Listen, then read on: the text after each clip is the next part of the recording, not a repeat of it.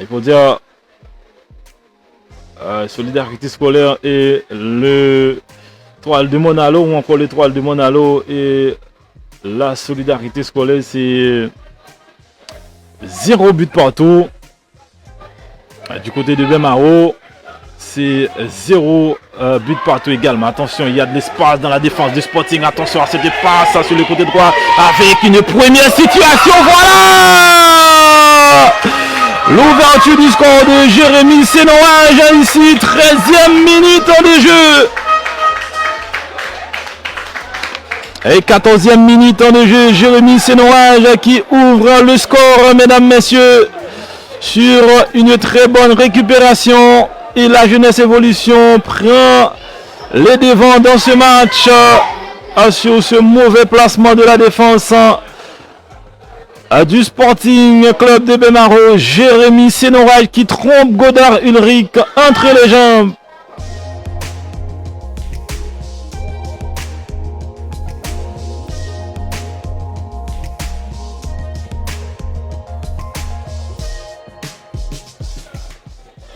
Ah là là.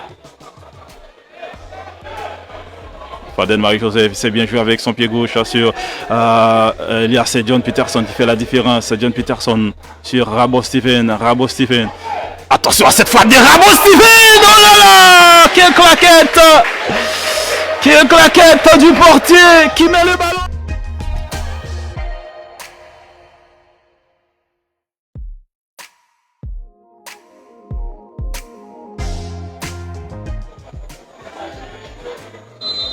Attention à ce coup franc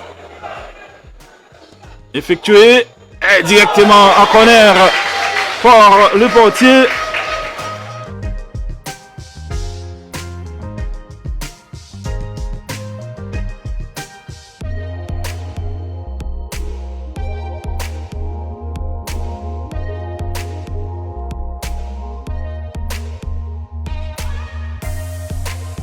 Vous savez, dans un championnat, il faut savoir gagner ce genre de match.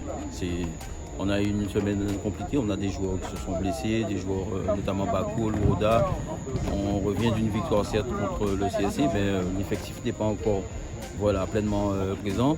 On fait avec ce qu'il y a, mais on a ce soir. Et on joue quand même contre une équipe qui était invaincue. Et ils ne se sont pas créés d'occasion, même s'ils ont eu le ballon, ça c'est sûr. Hein. On sent que c'est une équipe qui est déjà en place avec des bons joueurs, mais ils ne nous ont pas forcément mis en danger. Nous, on a pu marquer sur une de nos occasions, donc on va retenir ça. Hein. On va capitaliser, comme je disais à votre collègue, sur les points. Peut-être la manière ou peut-être pas, mais au moins sur cette victoire et sur les points, parce que c'est un concurrent direct.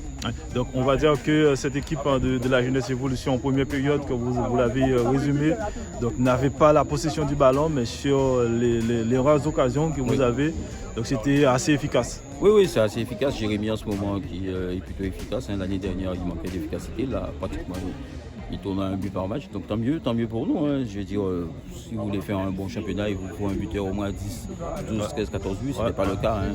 L'année dernière, notre meilleur buteur avait 4 ou 5 buts. Donc voilà, il y a je dis dans une saison, il y a des fois aussi on a joué mieux, on a perdu.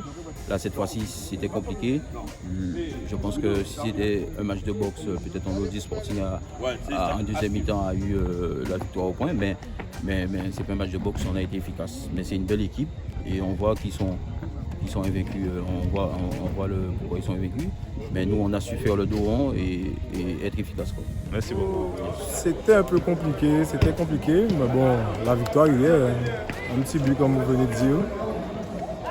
Donc on va essayer de rectifier quelques petites choses, mais sinon on peut être satisfait des 4 points. Donc dans l'ensemble, il y avait une équipe du Sporting en fait de match qui a poussé, mais défensivement, Jeunesse Évolution a fait ce qu'il fallait. Exactement, ils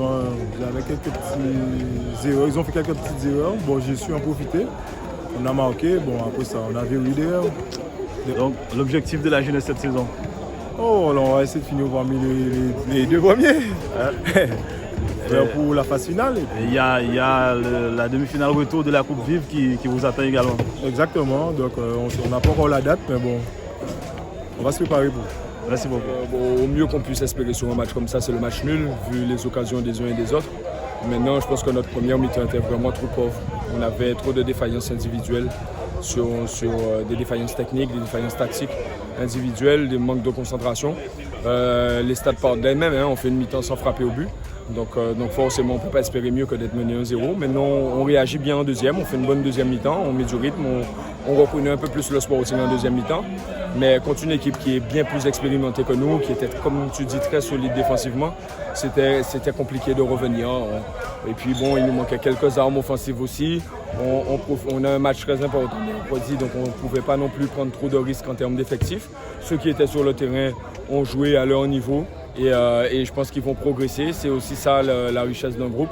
C'est que ceux qui s'entraînent à un moment donné ont leur chance. Et il faut savoir la saisir par contre. Donc ouais, vous avez parlé de la première période pauvre du Sporting. Donc ça c'est vu surtout dans les replacements défensifs. Donc oui, c'est la jeunesse avait alors profité. dans les replacements défensifs, oui. Dans l'utilisation du ballon surtout. Parce qu'effectivement, quand on a l'habitude de conserver un ballon sans risque et qu'on se met à faire 5-6 touches régulièrement pour faire progresser un ballon, ben on a forcément moins de jus au bout d'un moment, on revient moins bien. Et la jeunesse évolution a profité d'une des petites erreurs de couverture pour pouvoir nous en mettre un. Bon, un ballon qu'on allonge, on n'a pas l'habitude d'allonger. Derrière, on se couvre mal. En plus, avec un peu de réussite, ça passe entre les jambes du gardien. Je pense que voilà, aujourd'hui, c'était leur jour. La victoire, on ne peut pas dire qu'elle soit volée non plus, puisqu'on a tellement été mauvais en première. Et j'espère juste qu'on ne reproduira pas ce genre de première mi-temps, tout qu'on va travailler pour. Merci beaucoup.